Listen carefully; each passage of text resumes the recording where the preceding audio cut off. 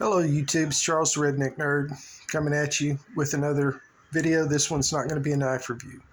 For those of you who don't want to hear about my disability and why I'm disabled, go ahead and cut off now. I don't know how many people will stay and listen. This is not a poor pitiful Chuck video. This is me explaining why some days like Saturday my thoughts and my speech are a bit disjointed, and why it's not quite up to my standards I want to hold myself to. That being said, now that everybody has left the building who doesn't want to hear this, let's continue. I'll try to make it short. In April of '98, I ruptured a disc. Not a big deal. People rupture discs in their spine all the time. Yet I couldn't move. I literally crawled around the house, and I crawled to and from the MRI machine when they put me in the MRI machine at the hospital to check what was going on. The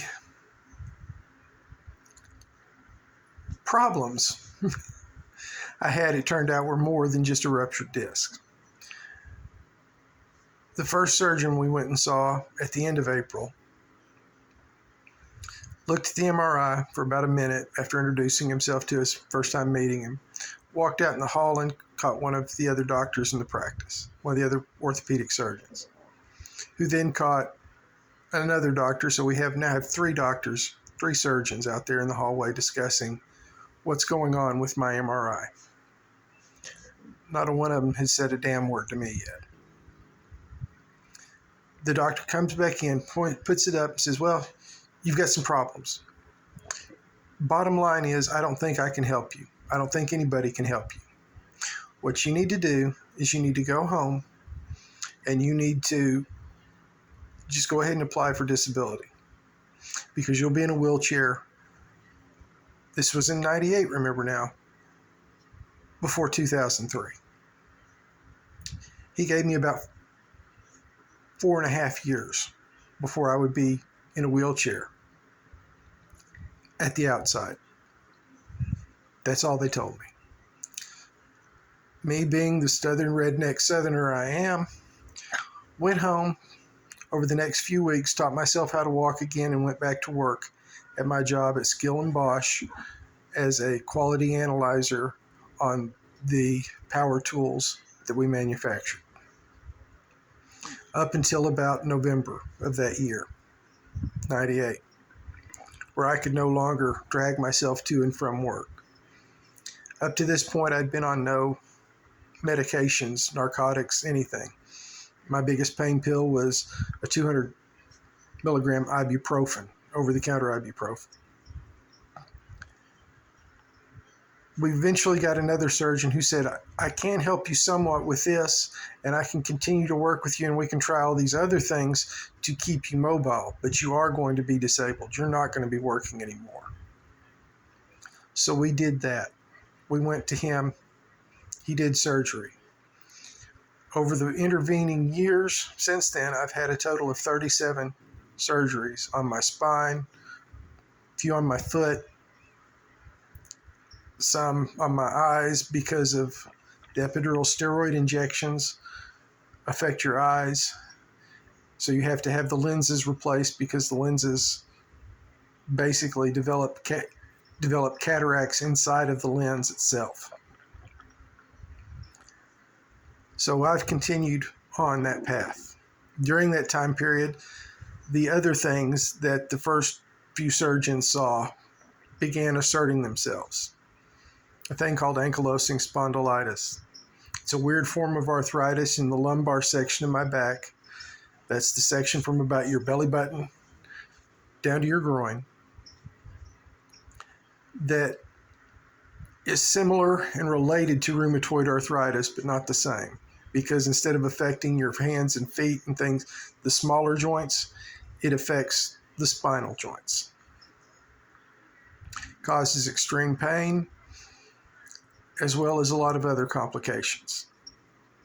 Can eventually cause paralysis. Then there is what's called DISH, diffuse idiopathic skeletal hypertosis. That's a fancy series of words with a really complicated definition that basically just means the ligaments that attach the bones, the spine, or the ligaments that attach the muscles in my back, the various muscle fibers in my back, to my spine that allow me to stay upright, that allow me to breathe, that allow me to do other things, are turning to bone. When ligaments turn to bone, it doesn't feel good. But what's worse is when ligaments that are turning to bone have to try and move to allow those muscles to continue to do their job. That's almost excruciating. And when those ligaments then cause little breaks, when those movements are causing little breaks in those ligaments that have turned to bone, it's fairly painful. And by fairly, I mean we're approaching kidney stone levels of pain. So, normally I take small doses of narcotics, normally at night, just to help me get to sleep and relieve and take enough of the edge off the pain that I can sleep. Days like Saturday, when it's so bad, I take more and don't leave the house, don't really do anything. I decided to make a video about a knife. Watching it, I realized just how disjointed, discombobulated, and really out there I was. Y'all deserve better. I want to do better. So today, even though I'm making this video and I'm going to watch it later, I haven't had any pain pills. I'm laying in bed, trying to deal with the pain, explaining to y'all why Saturday's video was subpar in my opinion. Now, if any of y'all have made it this far, I want to thank you. And I want to say I will be back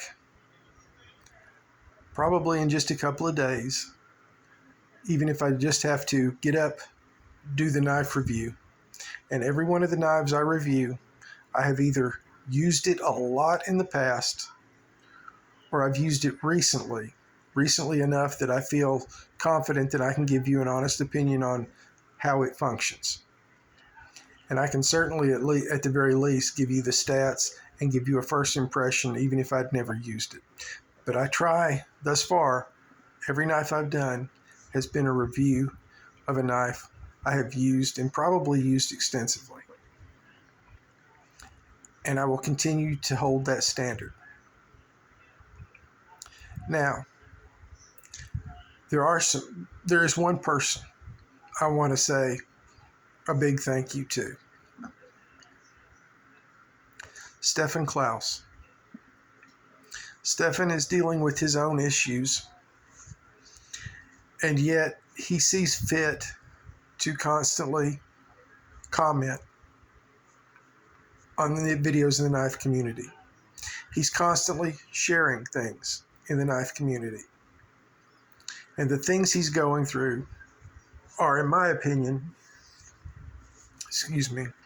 worse than mine. Tearing up a little here. And I like that inspiration that he gives me. And I want to thank you, Stephan. And I want to encourage you to drive on. I'll be right there with you, brother. I want you to take care and have a good day.